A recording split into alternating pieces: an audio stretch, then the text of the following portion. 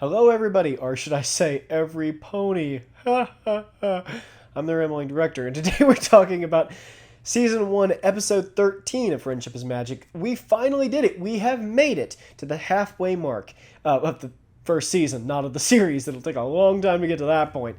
But this one is called Fall Weather Friends, and it is one of the first episodes where I fully put in my chips and said, yeah, I'm a fan of this show, and I could not imagine not finishing the series after this.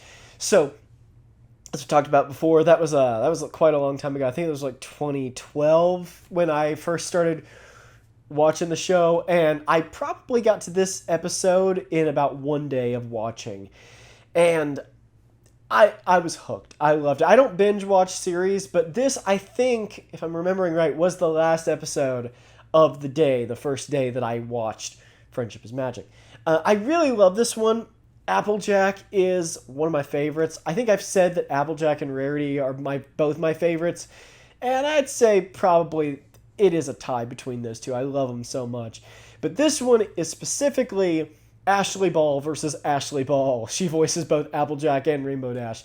This one, they are doing an Iron Pony competition between Dashie and AJ, and it is a really good episode to see the dynamic between these two, because I talked about with some other episodes where we first start to kind of see, like Griffin the Brush Off, Pinkie and Dashie, how they really connect and become close friends as opposed to just acquaintances. And this shows kind of the dynamic between AJ and Dashie, because these two are very headstrong, very stubborn. Dashie certainly is very full of herself, whereas Applejack has kind of just this pride that she's earned. Like, she really has earned the right to be proud, and she doesn't relinquish that very easily, and she does not appreciate it being challenged. So in this episode, we see the two of them kind of butting heads. They're challenging each other to all of these sporting events to see who is, in fact, the strongest pony. There is some, like the rest of the episodes, there's some really good humor in this episode. Starting off with a little joke where Dashie keeps interrupting Applejack. So you two are doing what now? An Iron Pony competition. See, we've set up a bunch of events to decide which one of us is the most athletic pony ever. Throughout this, as the challenges get harder, and we see some challenges are more favorable to the super strong Earth pony, Applejack, and some are easier for a Pegasus pony with wings, obviously, such as Rainbow Dash. And so they both have their strengths and weaknesses, and they are neck and neck this entire competition. What I really like to see in this is that Rainbow Dash starts to get kind of nervous that Applejack could actually beat her. And that is something that Rainbow Dash's vanity simply cannot allow. She can't let somebody be better than her. It's unthinkable. On the other hand, although AJ is a very proud person, we also see that AJ is super supportive of Rainbow, even telling her, hey, don't be nervous. It is just a friendly game after all. In the end, this doesn't matter. We're still friends, and we're just having fun. But that is clearly not the way Rainbow Dash sees it. And slowly throughout the challenges, we see Rainbow starts to cheat. We've seen that their elements are not always things that are easy for them. So Rainbow Dash is the element of loyalty. She actually finds loyalty a really difficult thing to embody. So in this case, it's not enough for her to simply allow somebody else to be better than her. In her effort to be the best at everything, she actually feels the need to cheat. And seeing her cheat,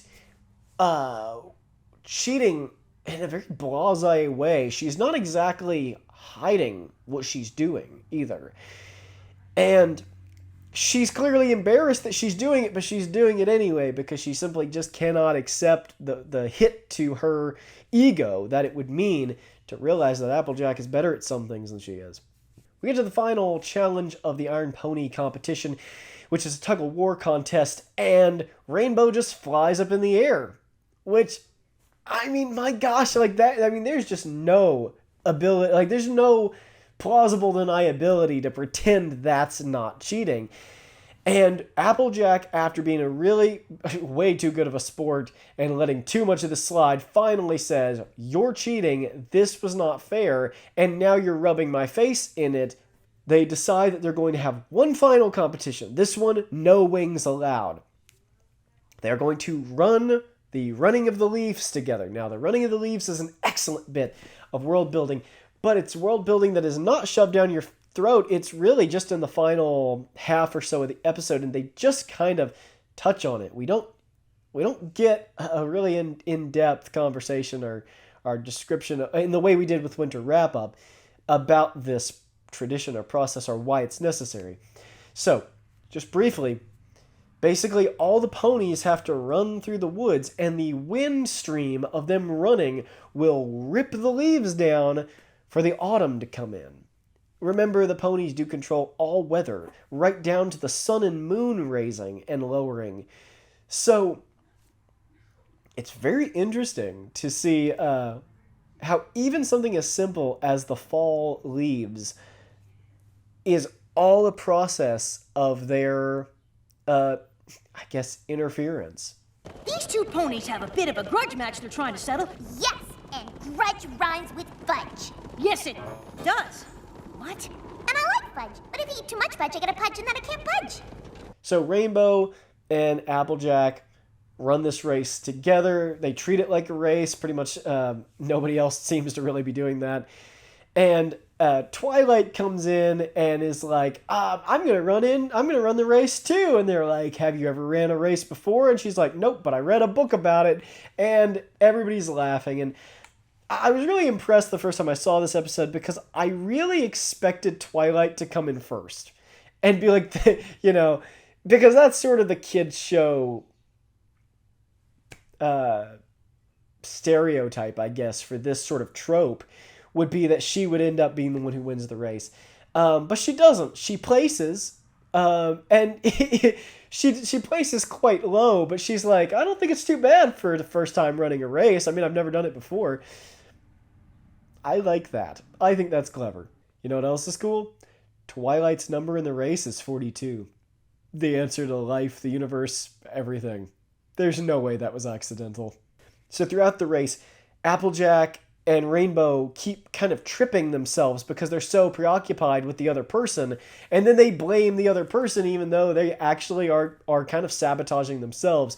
But they both buy into this until they start actually sabotaging each other. And in the end, they both tie for dead last. The message in this one is really good, not just for kids, but for adults. It's kind of a timeless classic lesson in the way the Sakura episode was.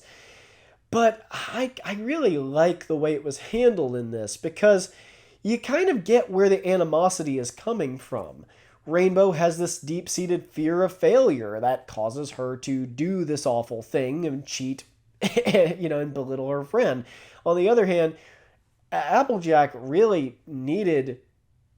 she's such a good, has such good sportsmanship. She needed to speak up for herself and not just allow herself to be walked all over.